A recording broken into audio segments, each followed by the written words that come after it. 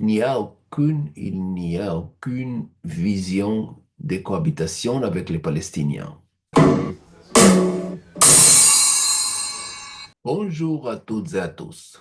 Depuis l'arrivée au pouvoir du gouvernement d'extrême droite en Israël, des milliers de personnes ont choisi d'émigrer. La plupart d'entre eux l'ont fait pour trouver un endroit plus sain où vivre, sans guerre ni tension constante, mais certains d'entre eux ont pris cette décision principalement pour des raisons idéologiques à la lumière de leur compréhension de la réalité politique.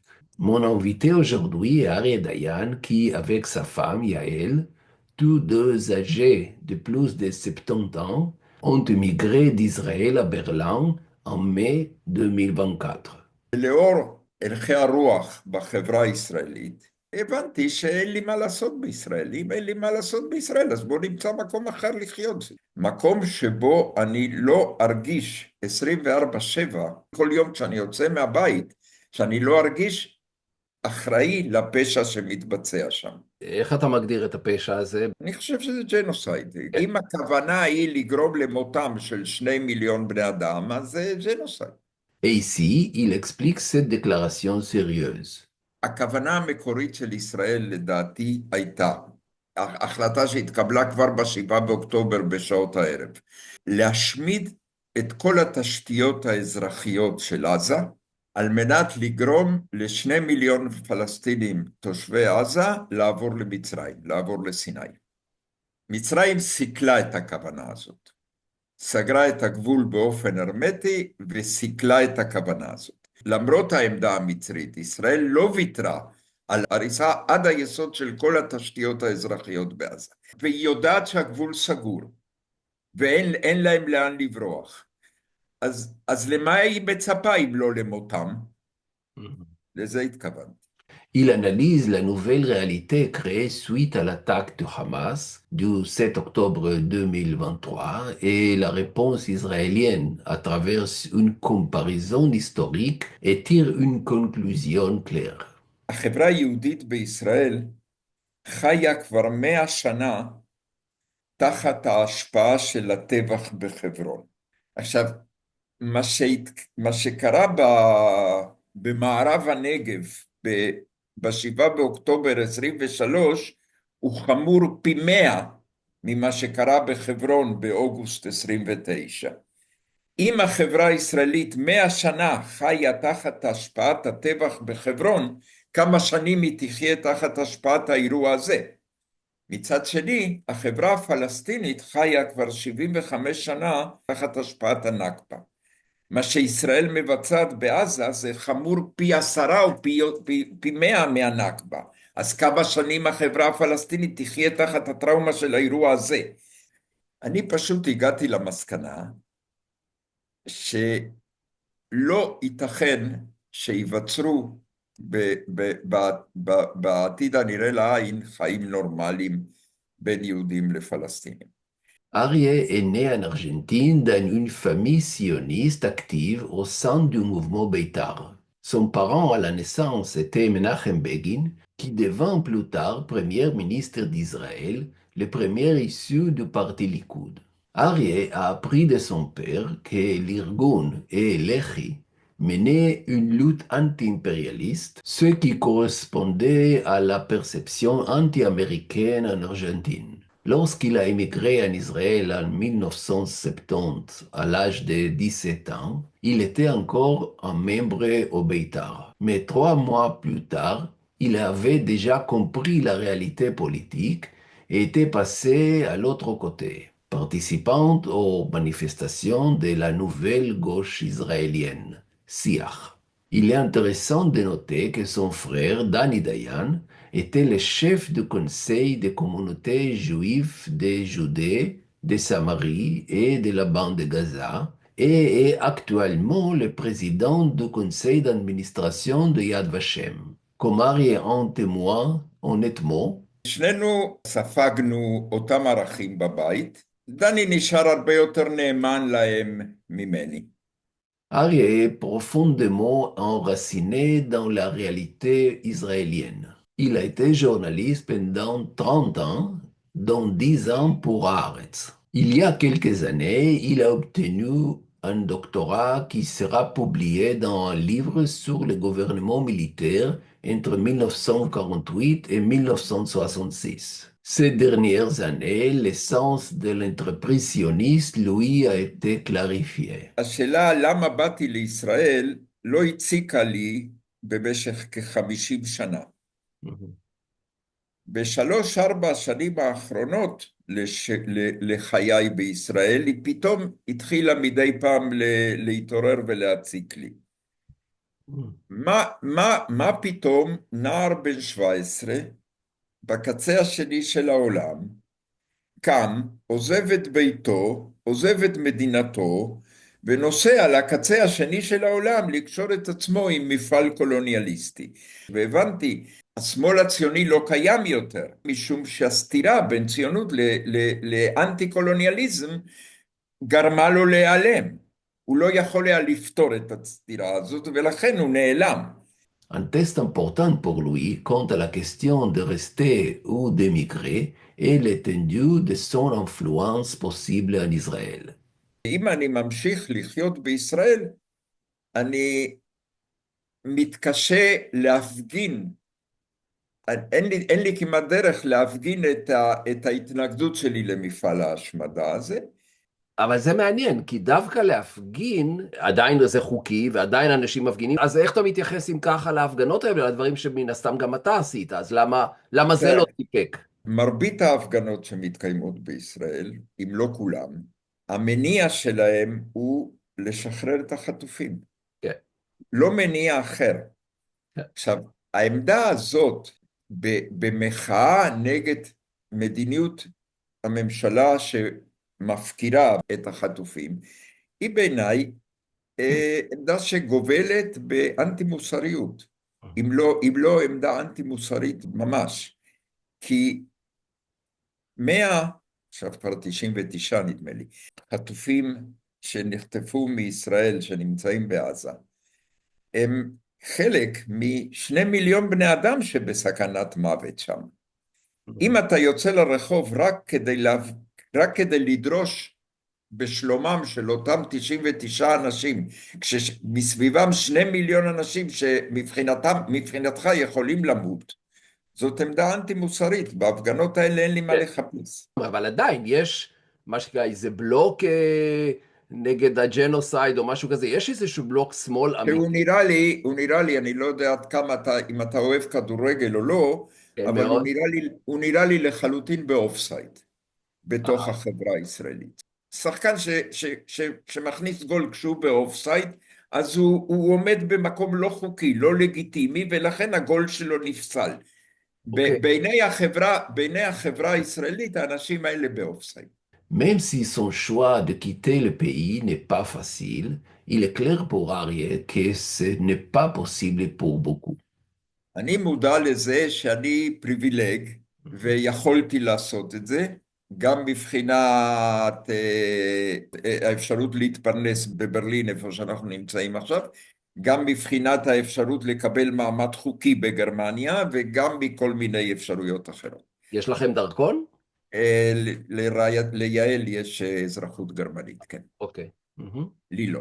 לזה אני כן מודע, שיש בארץ 6 או 7 מיליון יהודים שלא יכולים לעשות את מה שאני עשיתי, ושבאופן עקרוני, כאדם פוליטי, הייתי צריך לחשוב עליהם גם כשאני מקבל החלטה אישית לגבי העתיד שלי. וזה נכון, גם על זה התחנכתי, שאדם יש לו אחריות לחברה שלו, הוא בדרך כלל לא עושה מעשים בחייו האישיים, הוא לא עושה מעשים שמנוגדים לאינטרס של החברה. אבל 54 שנים אני אומר לכם, בהכללה, מה לדעתי צריך לעשות? צריך א', ב', ג'. אתם תמיד עשיתם ד', ה', ו'. עכשיו אל תבואו אליי יותר בטענות. עכשיו אין לי מה להגיד לכם יותר. תסתדרו בלעדיי. כן. אני יודע, זה אגואיסטי, כן. זה לא יפה, אבל אני בן אדם בסופו של דבר. תראה, ידידה שלנו בתל אביב, כשנפרדנו, לפני שעזבנו את הארץ, בערך בת גילנו, ומשתייכת בעיניי, היא מייצגת נאמנה בעיניי של מה שקראתי לו המחנה הליברלי. זאת אומרת, ומה שאמרתי שפעם היה שמאל ציוני ואיננו עוד, כשהסברתי לה למה אנחנו עוזבים, והיא אמרה, אבל השמיעה כל מיני טענות, בן גביר וסמוטריץ' ונתניהו הם תופעות חולפות. אמרתי לה, תשמעי, אני לא עוזב את הארץ, לא בגלל בן גביר, לא בגלל סמוטריץ' ולא בגלל נתניהו. אני עוזב את הארץ כי נואשתי לשכנע אותך, שמה שצריך לעשות זה לשנות מן היסוד את הקונספציות. וכשהגעתי למסקנה שאחרי 20 או 30 שנה שאני מנסה לשכנע אותך לשנות את הקונספציות, אני לא מצליח, אז בשביל מה יש לי להישאר פה? Il ne voit aucun avenir pour les Juifs dans ces pays parce qu'il n'y a aucune vision de cohabitation avec les Palestiniens. בארץ המאוחדת, מהים עד הירדן, שיש בה בערך עוד 50% יהודים ו50% פלסטינים, צריך לתת את הדעת על מה יהיה מעמדם של היהודים. וזה שאין שום גוף פוליטי יהודי שנותן את הדעת לשאלה הזאת, זה מובן. או לא מובן, אבל זה המצב. אבל מה שמטריד אותי זה שאין גם שום גוף פלסטיני, חוץ אולי מבל"ד, שנותן את הדעת לשאלה הזאת, לגבי מה יהיה מקומם של היהודים במדינה שתקום אחרי קריסת הציונות. על הרקע הזה אני חושב שנוצרת פה סכנה נוספת ליהודים בארץ. אתם היהודים הליברליים בארץ לא דאגתם, אם הייתם דואגים לפני 20-30 שנה, להתחיל לחפש את הפרטנר הפלסטיני שאיתו אפשר לבנות חזון של חיים משותפים, אני משוכנע שהיום היו כבר חזונות מוכנים, אבל לא עשיתם את זה.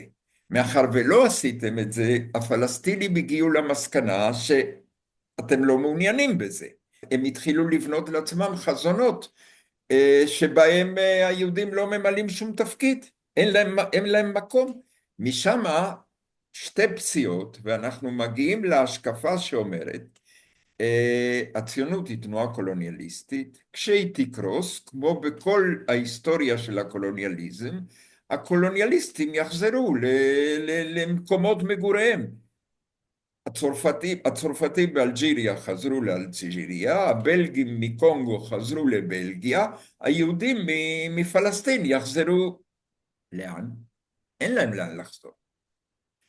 וזה יוצר, זה משחיר עוד יותר את הפרספקטיבות שגרמו לי להגיע למסקנה שאין טעם, אני לא רוצה להישאר שם.